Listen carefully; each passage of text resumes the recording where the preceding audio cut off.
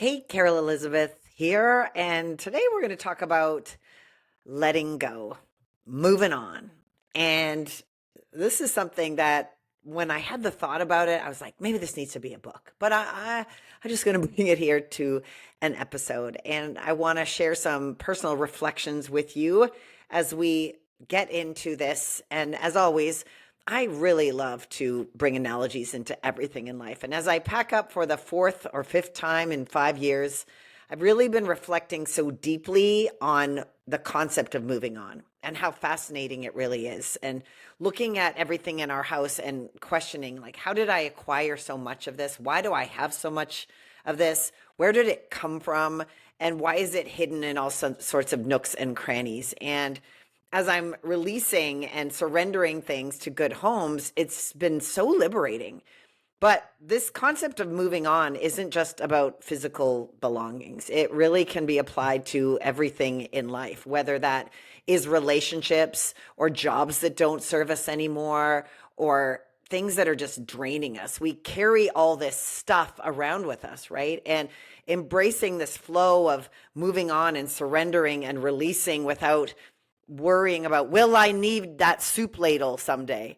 Or what about when I need that super out of date dress that I have? It's really this experience of asking ourselves, what do I need this for? And do I need it in my life right now? And if the answer is no, then let it go. And this beautiful concept can truly be applied to anything in life.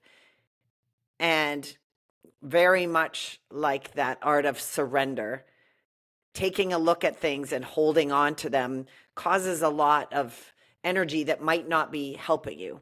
And so, one of the hardest things that have been for me to get rid of now has been my plants. And maybe you saw one of my last episodes of the story that my plant experience has taught me. But the plant really was the first thing that I was able to keep alive, the one I got in the panini years. And one of my very big realizations was thinking about my busyness and my full life where I always operated under busy, busy, busy, busy. And I thought, like, I don't have time to even take care of a simple plant. What is shifting here? What is off balance here? Even things that belong to my grandmother and, way down in my family's lineage, I had no hard time getting rid of. It was these moments of this plant and the thriving of them and the growing of them and the changing of their containers and getting them in the environment for growth that is just mirrored to me so deeply the life experiences and life lessons around resilience and adaptation. And over my 15 years in entrepreneurship, life, multiple, all the things in life, I really have been amazed how many things have accumulated, how many stories, how much baggage in my heart and soul I've had. And the other things, the closet, the shoes, the handbags, the all the things to make all the drawers filled with all the things, was just these dopamine hits to really expose, what was I trying to fill with the stuff? What am I trying to fill with having this designer that or that designer that? And why was I always seeking these new things? And, maybe you can relate with me on this, but over time I have found ways to replace that shopping and that, filling everything up and people knowing I have all these things with much more fulfilling pursuits. And many of the clothes that I had were truly just armor. Way back in the day, I would spend so much money on clothes because I didn't feel good in my body. And that started happening again in my 50s. But now, after like centering back to my own fitness routine and putting my foundation for wellness and longevity at the highlight of everything that I do, what I wear, it's not even as important. I'm in what I was wearing to the gym this morning, and I love it. And I wear it wherever because I feel incredible in my skin And I love clothes and I love funky things, but I don't need them. I don't need them like I needed them before to make me something. You see what I'm saying? And so as I'm releasing things and looking at things and wondering like how did I think that outfit was going to make me fit in? How did I think that designer bag would be make me more of a something? And I know that's a journey for all of us. Not everyone's going to take it, but and I certainly don't judge the position anyone's in at any time. It's all part of the learning curve. But I find it so beautiful how, I prefer to use a $6 bag I got at Value Village than any of my designer bags. And this concept of moving on in life from somewhere to somewhere else is really beautiful. And so if you are in a space where you are considering moving on in any capacity, my advice to you really is this: like, understand the emotional impact that we place on these situations.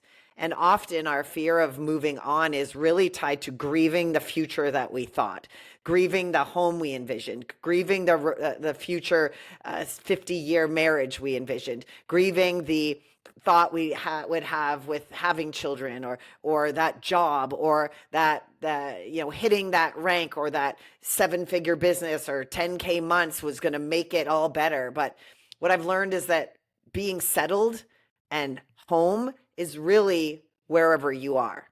And that's the journey. That's the quest, is being able to feel so comfortable with me being me that it doesn't matter where I'm at or what belongings are around me, because I'm just me. And as long as I'm comfortable with myself, I will be comfortable in any situation at any time. And my desire for you is that you embark on the journey to understand that for yourself.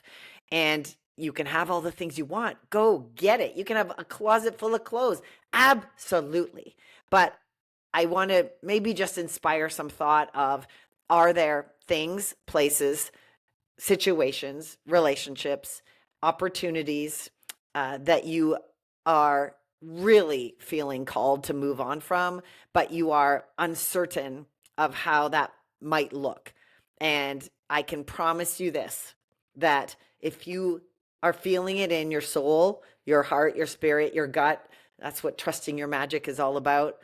If you are feeling that, just follow the feeling.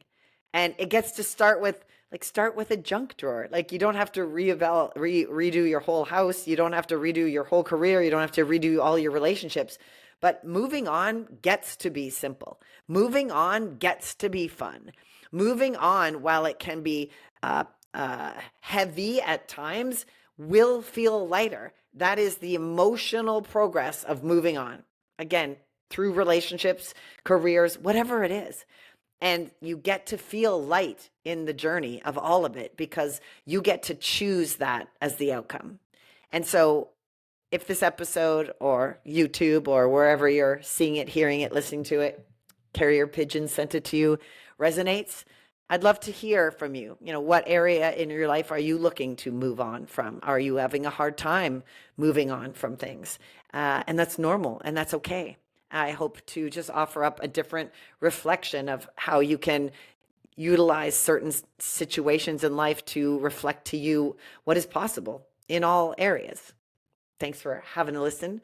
Hey, in case you didn't know it, today's a magical day, and you have the power to make it so.